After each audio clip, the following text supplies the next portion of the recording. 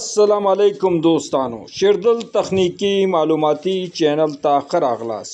अल्लाह ताला दे वकी द सेहत او عافیت جامه پته زموږ د نن ورځې ټاپک او موضوع د مایکرو انورټر پر رابطه باندې دا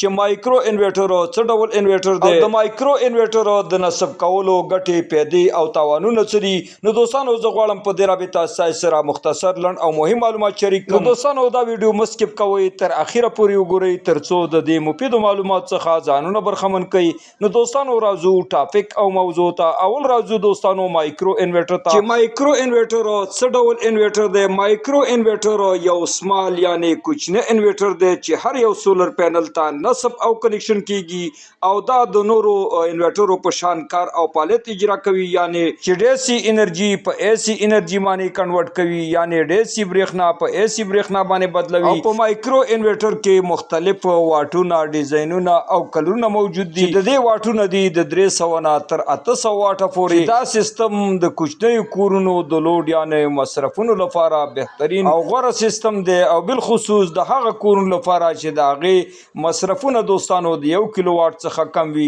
نو تاسو دوستانو کولای شئ د خپل کورونو لپاره دغه بهترین سیستم نصب او کنیکشن کوي او د دې بهترین سیستم د نصب کولو څخه ګټه او پیدا واخلئ دوهم راځو د مایکرو انورټر پیدو او ګټو ته د دې دوستانو اوله پیدا دا ده چې د هر قسم سولر پینل ته تاسو نصب او کنیکشن کولای شئ که دغه سولر پینل دوستانو 1.5 واټه وي 2.5 واټه وي 3.5 واټه وي 4.5 واټه وي 5.5 واټه وي 6.5 واټه وي او یا 1.5 واټه وي نو دوستانو تاسو کولای شئ خپل هر قسم سولر پینل ته مایکرو انورټر د سولر پینل د امپیر او واټ مطابق ورته نصب او کنیکشن کوي او د دې د پیدو څخه ګټه واخلئ دوهمه ګټه او پیدا د مایکرو انورټر د نصب کولو دا د دوستانو چې دا ډیر په اسانه باندې د دې انسټالیشن کیږي یعنی د دې ویرینګ کوم جنجالي ویرینګ نه دی او ډیر په اسانه باندې تاسو کولای شئ خپل هر قسم سولر پینل ته ډیر په اسانه باندې مایکرو انورټر نصب او کنیکشن کوي درېمه دوستانو ګټه او پیدا دا د دوستانو چې دا ډیر په اسانه باندې یو ځینه بل ځای ته تاسو انتقالولی شئ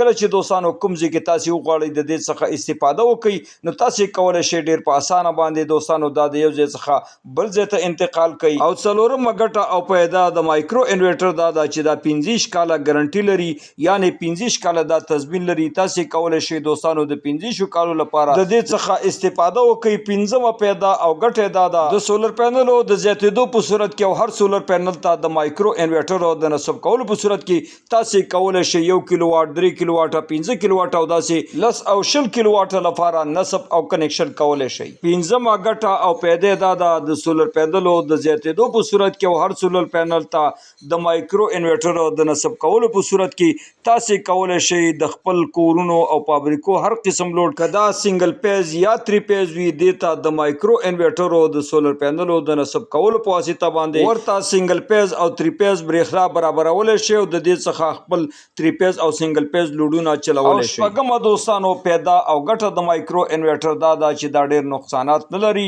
یعنی دوستانو دا ډېرې خرابې نه لري لکه څنګه چې نورې انورټر لري دوستانو دا ډېرې غوره او بهترین انورټر دي د هر قسم مصرفونو او لوډونو لپاره کدا لوډونه سنگل پیز وي یعنی 220 ولټ اي سي وي او یا دوستانو ستاسو مصرفونه او لوډونه 3 پیز وي یعنی 440 ولټ اي سي وي تاسو کولای شئ هر قسم لوډونو ته دوستانو او مصرفونو ته مایکرو انورټر نصب او کنیکشن کوي او د دې د پیدو او ګټو څخه ځانونه برخمن دریم راځو د مایکرو انورټر نقصانونو او تاوانونو ته اول نقصان دا دی دوستانو چې دا د بیټرۍ د چارج کولو لپاره او سٹور کولو لپاره دوستانو کوم سیستم نه لري ایوازې دوستانو دا د سولر پینل څخه برش دی دا کنورټ کوي